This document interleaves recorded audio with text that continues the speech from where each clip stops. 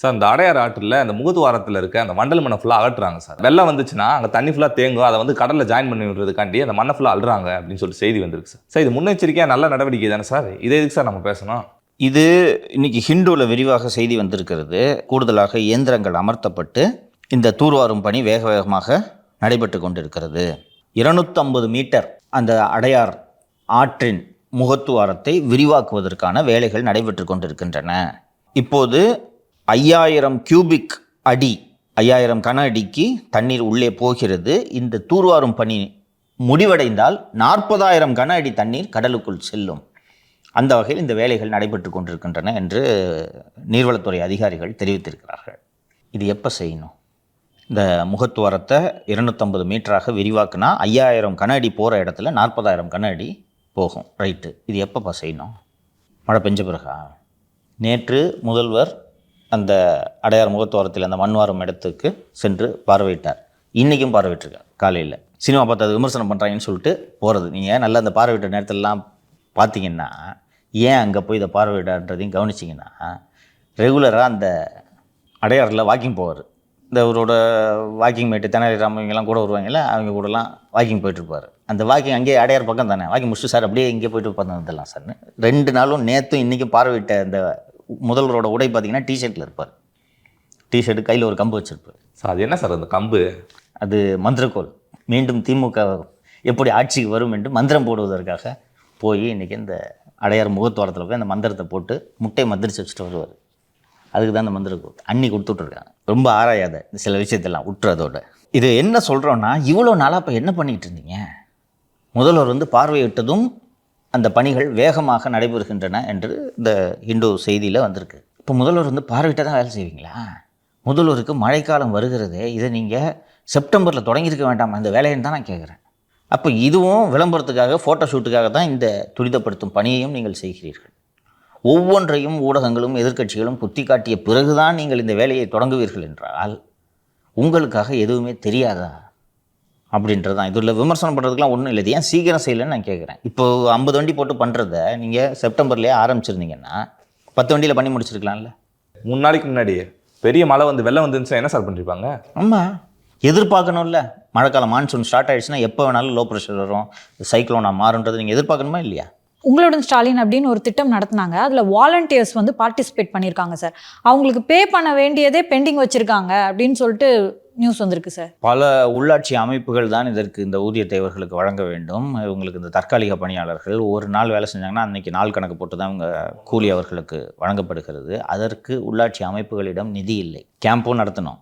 ஏற்கனவே தான் நம்ம சொன்னோம்ல, அதுக்கான இந்த ஷாமியானா போடுறதுக்கு கூட நிதி ஒதுக்கப்படவில்லை. அவர்கள் இந்த உள்ளூர் உள்ளாட்சி பிரதிநிதிகளிடம் கோரிக்கை வைத்து அந்த முகாம்கள் நடத்தப்படுகின்றன அப்படின்ட்டு நம்ம ஏற்கனவே சொல்லியிருந்தோம். அந்த அடிப்படையில் இது ஊதியம் வழங்காமல் நிறுத்தப்பட்டிருப்பதற்கான காரணமும் உள்ளாட்சிகளில் நிதி இல்லை. நாள் ஆக ஆக இந்த அரசு கடுமையான நிதி நெருக்கடியை சந்திக்க இருக்கிறது. அதோட நீட்சியாக தான் இவங்களுக்கு இந்த ஊதியம் வழங்கலை. விளம்பரத்துக்கு காசை ஒதுக்கி கடன்னு பண்ணிடுறாங்க. இதற்கு போதுமான நிதி ஒதுக்கப்படவில்லை. சார் நிதி இல்லாமல் எப்படி சார் ஒரு தன்னார்வலர்களை வேலைக்கு எடுப்பாங்க? நாளைக்கு 300 ரூபாய் வாலண்டியர் யார் யார் வாங்க அப்படின்னு சொல்லிட்டு அட்வர்டைஸ்மெண்ட் வருதுன்னா நீ போய் ஜாயின் பண்ணுவேன். கவர்மெண்ட்டு எப்படி கொடுக்காம போய்டும்? இன்னொன்று போய் ஜாயின் பண்ணும்போதே அட்வான்ஸாக கேட்ப வந்துடும்ன்ற நம்பிக்கை தான் வந்துடும். ஆனால் இதுவும் வராமல் போயிடும், ஏமாற்ற போகுது அரசாங்கம்னு நான் சொல்ல. எப்போ வரும்னு தெரியாது. என்றைக்காக இருந்தாலும் வந்துடும், அதில் ஒன்றும் சந்தேகம் இல்லை. உடனடியாக கொடுக்க முடியும். சார் எப்படி வந்துட்டு ஒன்று பண்ணுறாங்க, ஒரு அறிவிப்பு வெளியிடுறாங்கன்னா அதுக்கான நிதி வந்து கவர்மெண்ட்டு அலோகேட் பண்ணுவாங்க. அப்படி இருக்கப்போ எப்படி அலோகேட் பண்ணாமல் இருந்தாங்கன்னு கேட்குறேன். இல்லைப்பா, எந்த ஃபண்ட் எடுத்து இதுக்கு அலாட் பண்ணுறது? இது உங்களுடன் ஸ்டாலின்றது இது புதுசாக தேர்தலை மனதில் வைத்து கொண்டு வரப்பட்ட விளம்பர திட்டம். எங்கே இந்த ஃபண்ட் அலாட் பண்ணுவேன்? அந்த டிஃபிகல்ட்டியில் தான் ஸ்டார்ட் பண்ணு. சிஎம் ஸ்டார்ட் பண்ண சொல்லிட்டாரு. அதில் அந்த நியூஸ் பேப்பர்லேயே போட்டுருந்துச்சு சார், உங்களுக்கு கொடுக்குற காசு இருக்குல்ல அதை வந்து உட்கட்டமைப்பை மேம்படுத்துறதுக்கு செலவு பண்ணிட்டாங்க. தெரியுதா உனக்கு இப்போ டிஃபிகல்ட்டி? அந்த ஃபண்டை தான் எடுத்து இதுக்கு கொடுக்கணும்.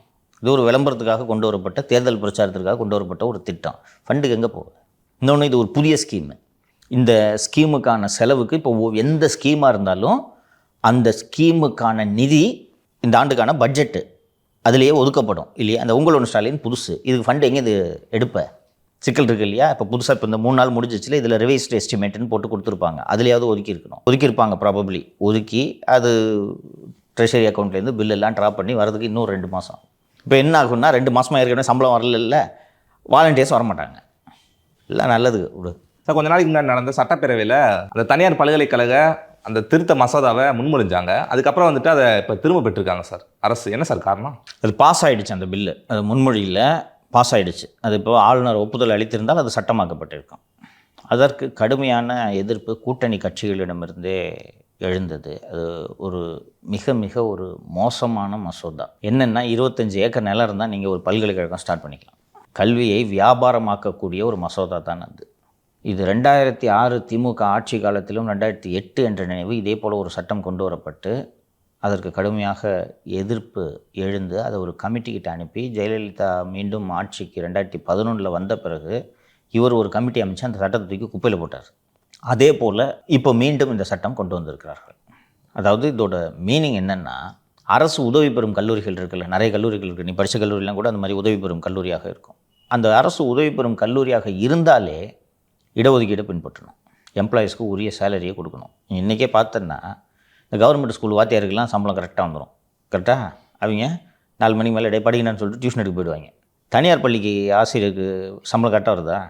இல்லை உரிய சம்பளம் கொடுக்குறாங்களா?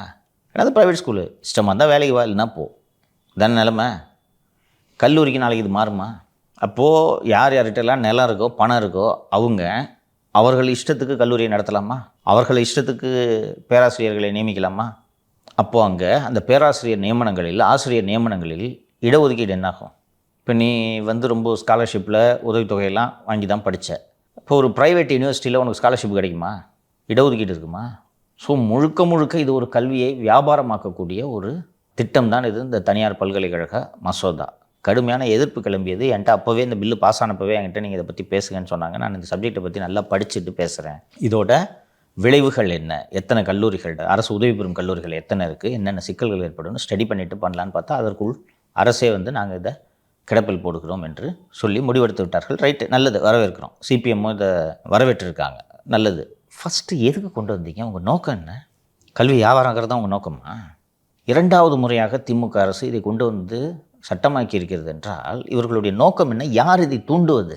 இது மாணவர்கள் நலனை நிச்சயமாக மனதில் வைத்து இந்த சட்டம் கொண்டு வந்திருக்க முடியாது இல்லையா? அப்போது தனியார் கல்லூரி அதிபர்களின் நலனை மனதில் வைத்து தான் இது வந்திருக்கும். திமுகவில் தானே பெரும்பாலான கல்வி தந்தைகள் இருக்கிறார்கள். பாதி மந்திரி கல்வி தந்தையாக தானே இருக்காங்க. அப்போ அவர்களின் நலனுக்காக நீங்கள் இப்படி ஒரு சட்டம் கொண்டு வருவீங்களா? இது அதிமுகவும் கையில் எடுக்கல. அதிமுக உறுப்பினர்கள் அந்த உள்ள அவையில் இருந்தாங்க, அவர்களும் பெரிய அளவில் எதிர்ப்பு எழுப்பியதாக தெரியவில்லை. சரி, வாபஸ் வாங்கிட்டாங்க, மகிழ்ச்சி. அப்புறம் ஏன் சார் வாபஸ் வாங்குறாங்க? பயம்.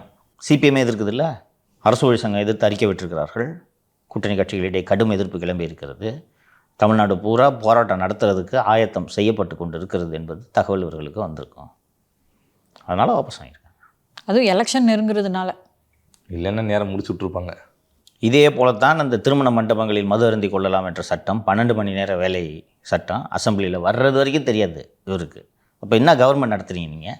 அசம்பிளிக்கு வர்றதுக்கு முன்னாடி எத்தனை மட்டத்தில் இதை ஸ்க்ரூட்டினைஸ் பண்ணணும்? கூட்டணி கட்சிகள் இருக்கே, இன்னொன்று சிபிஎம் கூட இருக்காங்களே, அவங்க பிரச்சனை பண்ணுவாங்களே, யோசிக்க வேணாமா? இதை ஒரு தைரியமாக உயர்கல்வித்துறை அமைச்சர் கோவிச்செழியன் இதை அறிவித்து இதை மசோதாவை நீங்கள் சட்டப்பேரவையில் வச்சு பாஸ் பண்ணுறீங்கன்னா உங்களுக்கு எவ்வளோ அழுத்தம் இருக்கணும்? அதுக்கு முன்னாடியே கன்சல்ட் பண்ணுறதுக்கு உங்களுக்கு என்ன சிக்கல்? கடந்த காலங்களில் கொண்டு வந்த போது இது கடும் எதிர்ப்பு கிளம்பி இருக்குது. இப்போது மட்டும் எதிர்ப்பு வராமல் எப்படி போகும்? கிட்டத்தட்ட 200 தொடும் அளவுக்கு அரசு உதவி பெறும் கல்லூரிகள் இருக்குது. அதில் பெரும்பாலும் தனியார் மயமாயிடும். அரசு உதவி பெறதுனால தான் இந்த பிரச்சனை. நாங்களே யூனிவர்சிட்டி ஆகிக்கிறோம், என்ன பண்ணுவீங்க? ஏற்கனவே நம்ம யாதவ காலேஜ் பஞ்சாயத்து பேசியிருக்கோம்ல. அரசு உதவி பெறும் கல்லூரியாக இருக்கும்போது, அரசின் மேற்பார்வை இருக்கும்போதே அந்த கல்லூரியில் இவ்வளோ முறைகேடுகள் நடக்குதுன்னு நம்ம சொல்லியிருந்தோம். இன்னொன்று, அந்த அரசு உதவி பெறும் கல்லூரினா அதில் இருக்கிற வாட்ச்மேன் அப்பாயின்மெண்ட் கூட நிர்வாகம் போட முடியாது. அந்த போஸ்ட்டு சாங்ஷன் பண்ணுறதுனா நீங்கள் உயர்கல்வித்துறையில் அரசாணை பெற வேண்டும். அதில் இடஒதுக்கீடை பின்பற்ற வேண்டும் வாட்ச்மேன் வேலைக்கு. அது இப்போ யூனிவர்சிட்டி ஆயிடுச்சுன்னா புரியுதா? ஏன் சார் கன்சல்ட் பண்ண மாட்டேங்கிறாங்க? இந்த முடிவை எடுக்கிறது யார் சார்? 2-3 கல்வி தந்தைகள் தனியார் அதிபர்கள்லாம் போய் கோவிச்செழியனை பார்த்து பெரிய அமௌண்ட்டை கொடுத்து கொண்டு வந்துடுறது, அவ்வளோதான். கோவிச்செழியன் என்ன துறையில் இருக்காரு சார்? உயர்கல்வித்துறை அமைச்சர். எலெக்ஷனுக்கு ஃபண்டு தரோம் அப்படின்னு ஒரு 10 காலேஜுங்க சேர்ந்து கொடுத்தாங்கன்னா ஃபண்ட் அப்படி தான் எவன் கேட்க போகிறான்?